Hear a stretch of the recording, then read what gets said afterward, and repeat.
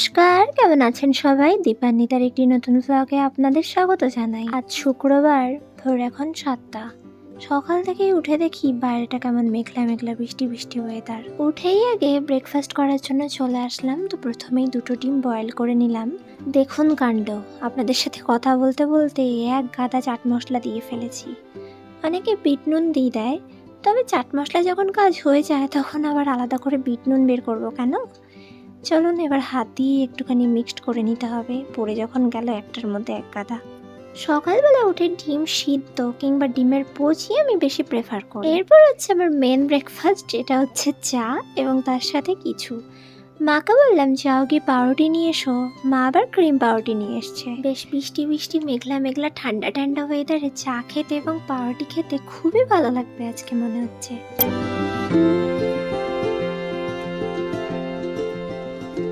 যেহেতু আজকে বৃষ্টি বৃষ্টি ওয়েদার, মাকে বললাম মা আজকে খিচুড়ি রান্না করো। বহুদিন খিচুড়ি খাওয়া হয় না। জানেন, খিচুড়ি জিনিসটা না আমি আগে একদম পছন্দ করতাম না, এখন বানিয়ে দিলেই খেয়ে নিই, খুব ভালো লাগে রিসেন্টলি। যাই হোক, আমার কিন্তু লাঞ্চও কমপ্লিট হয়ে গেল দুপুর 1টার মধ্যে। এরপর কিন্তু আমি একটা জিনিস বানাবো। তো দেখো, তোমাদের যাদের হেয়ার ফলের প্রবলেম আছে কিংবা খুশকির প্রবলেম আছে বা স্ক্যাল্প শুকিয়ে যায় এরকম প্রবলেম আছে, তোমরা কিন্তু এই ঘরোয়া টোটকাটা অবশ্যই ট্রাই করতে পারো। নিয়ে নেবে আমুলের টক দই, এবার এমনি টক দইও নিতে পারো দোকান থেকে কিনে আনা।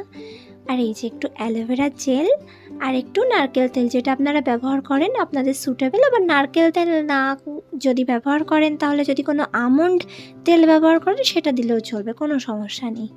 দিয়ে তিনটাকে ভালো করে মিক্সড করে নেবেন। পাতিলেবু চুলে দিলে আমি দেখেছি চুলগুলো কেমন যেন বেশ উস্কো খুস্কো হয়ে যায়, পুড়ে যায়, মানে বেশিক্ষণ একটু রাখলেই পড়ে যায়। সাইট্রিক অ্যাসিডের জন্য হবে হয়তো, তবে দইটা দিলে দেখেছি অতটাও কোনো রকম প্রভাব পড়ে না এবং কোনো ক্ষয়ক্ষতি হয় না। একটু ভালো করে ফেটিয়ে নেওয়ার চেষ্টা করবেন। টক দইয়ের মধ্যে যখনই কোনো তেল দেওয়া হয় এরকম কেটে কেটে আসে এবং আপনারা ভয় পেয়ে যাবেন না যে ছানা হয়ে গেল কিনা। যাই হোক, এবার কিন্তু আমি স্ক্যাল্পে লাগিয়ে নেব। এইটা আমি চেষ্টা করি মোটামুটি প্রত্যেক সপ্তাহে একবার করার, তাহলে স্ক্যাল্প আমাদের অনেকটা ভালো থাকবে, খুশকি মুক্ত থাকবে এবং চুলটাও ভালো হবে। যেহেতু আমি নতুন নতুন চুল বাড়াচ্ছি, সেহেতু কিন্তু আমার আরও বেশি করে দরকার, তাহলে প্রথম থেকেই ভালো করে জন্মালো। 5 বছর পর চুল বাড়াচ্ছি বলে কথা, একটু মজবুত করতে হবে। তারপরে আমি যে রেগুলার শ্যাম্পুটা ইউজ করি লরিয়ালে, সেইটাই করে চলে আসি। ব্যাস, শ্যাম্পু নিয়ে কোনো জোচ্চার নেই, যেইটা আপনারা ইউজ করেন সেটাই লাগাবেন। এরপর শ্যাম্পু করার পর মোটামুটি 5-10 মিনিট পর আমি একটু অ্যাপ্লাই করব স্ট্রিক্সের হেয়ার সিরাম।